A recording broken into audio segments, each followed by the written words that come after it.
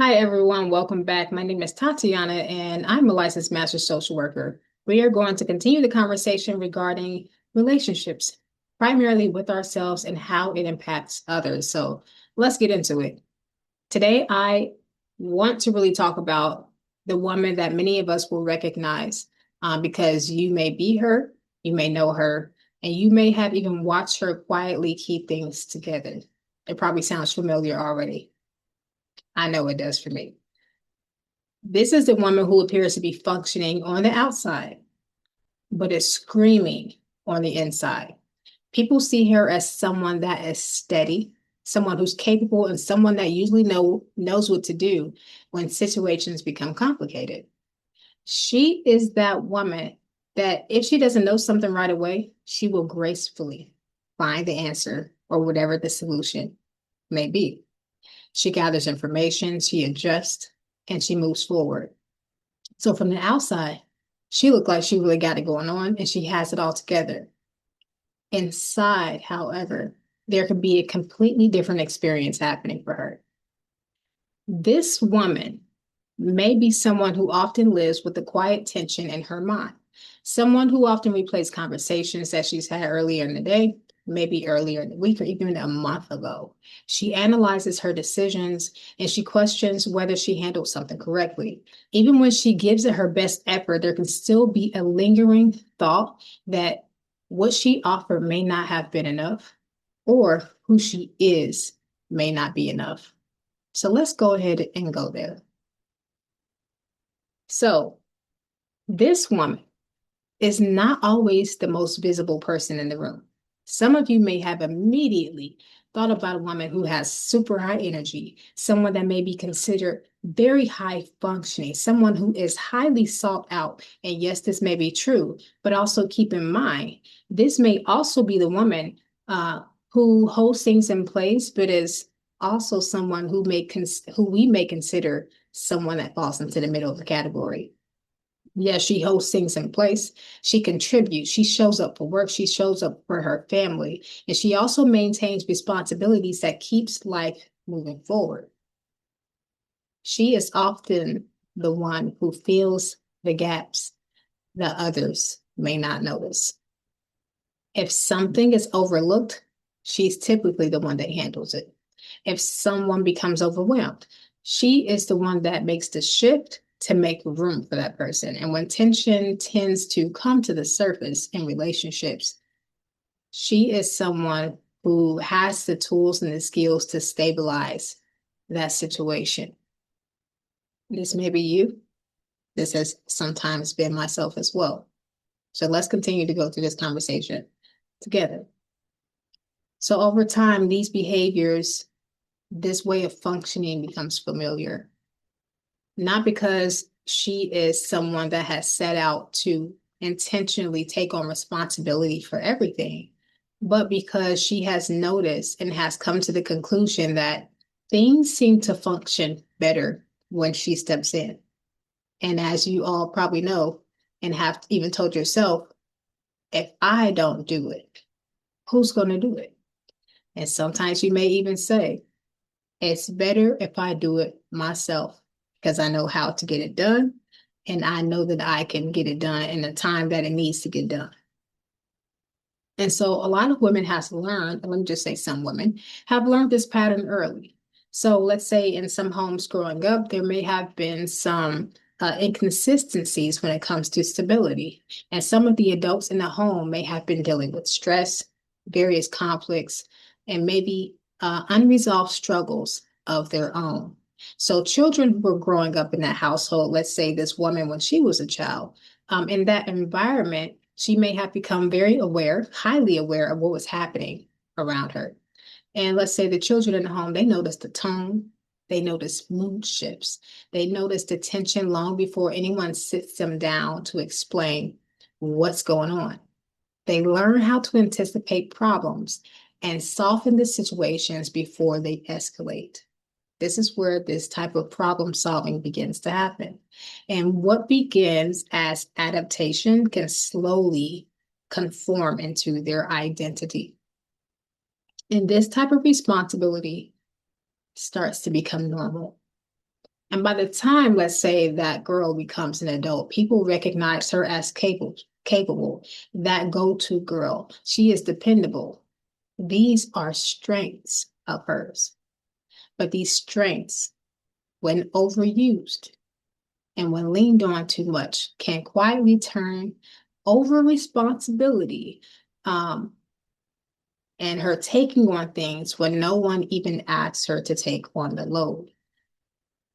Or she may not even notice that the things that she's taking on is not even appropriate for her to do. And so eventually, this pattern reaches a point where the woman herself begins to feel the strain. She may feel it in her body, she may feel it in her mind, and she continues to show up anyway. However, even though she's showing up, something feels like it's not right. And life becomes a series of obligations that she manages rather than having a fulfilling life and experiencing things that she probably used to enjoy but doesn't anymore. So hopefully at some point, she gets to a place where she is able to pause long enough to ask herself, why does it feel like I'm carrying so much? Why does it feel like so much depends on me? This is an important question to ask because, like I said, some women are carrying responsibilities that was never actually theirs in the first place, like managing the emotional reactions of other adults, or trying to maintain stability in relationships that require constant effort from both sides rather than just one, or maybe even feeling responsible for outcomes that are outside of their control. It's at this point that faith offers a necessary correction that we can often overlook because we become very accustomed to relying on ourselves, depending on ourselves, and being that quote unquote independent woman, not simply because we want to, but because we've learned and believe that we have to. And so let's go here. I know some of you probably have heard, my yoke is easy and my burden is light. So let's, look at Matthew chapter 11, verses 28 through 30 in the Holy Bible. And it will say, come to me, all who are weary and burdened, and I will give you rest. Take my yoke upon you and learn from me, for I am gentle and humble in heart, and you will find rest for your souls. For my yoke is easy and my burden is light. This is quite the direct statement because Jesus acknowledges that people carry heavy loads. And some of those loads that we carry come from life circumstances. Others can come from the expectations that we place on ourselves and that we may take on from others. And what Jesus is offering here is not simply encouragement, but the opportunity to exchange our burden for his and to take on his yoke. And so if you don't know what a yoke is, a yoke describes something that binds two animals together so that they can move together to carry a certain weight or a certain load. And this puts emphasis on partnership, letting you know that the weight is not meant to be dragged by one person alone. And so you may be a woman who may be living as if the entire weight of your life depends on your effort alone.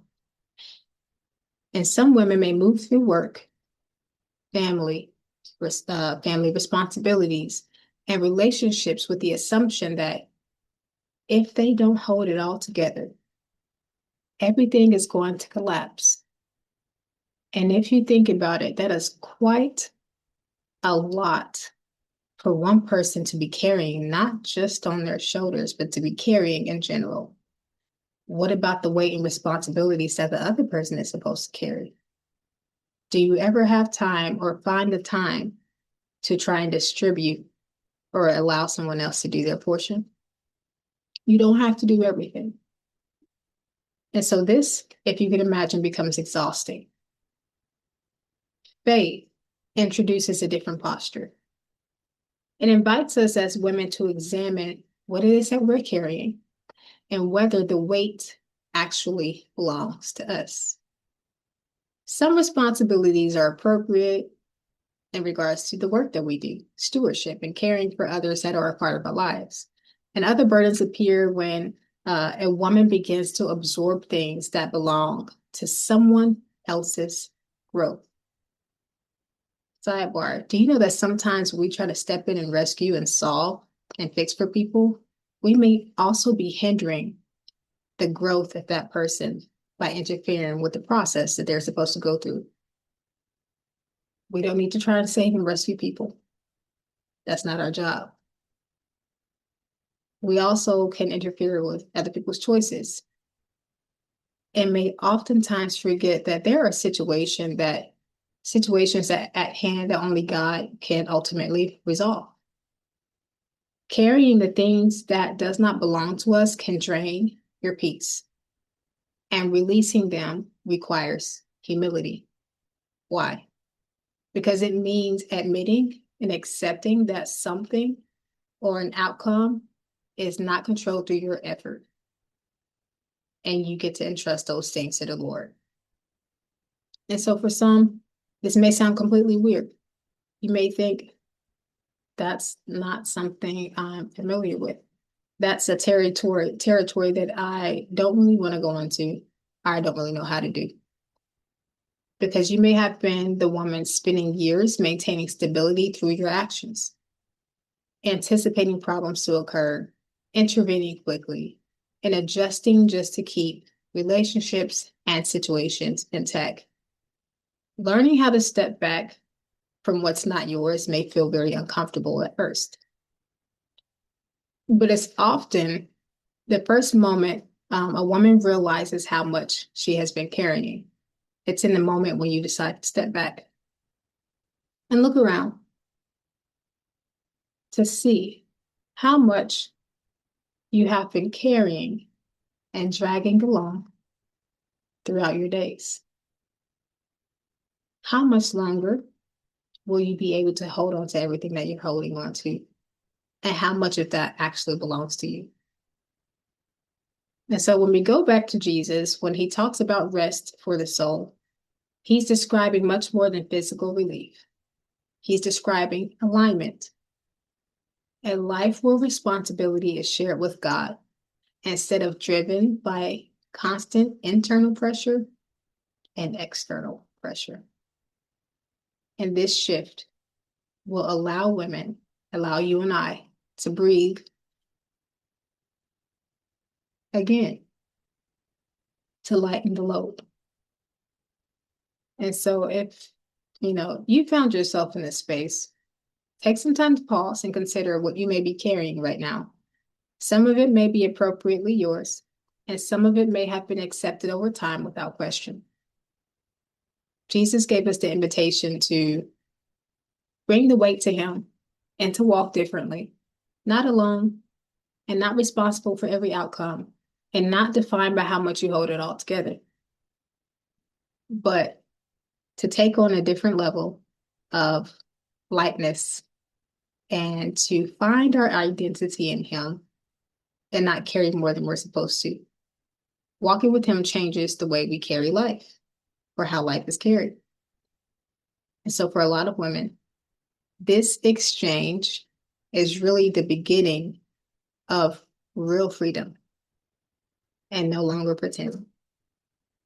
And so may this walk be one of intention, where you take the moment to take at least one thing that doesn't belong to you, whether it never belonged to you or it doesn't belong to you anymore, to lay it down and take on the things that's yours and to walk with a lighter load. And you have peace that goes beyond understanding. So thank you for your ears yet again. and enjoy your day. Love on yourselves and love on others. Until next time.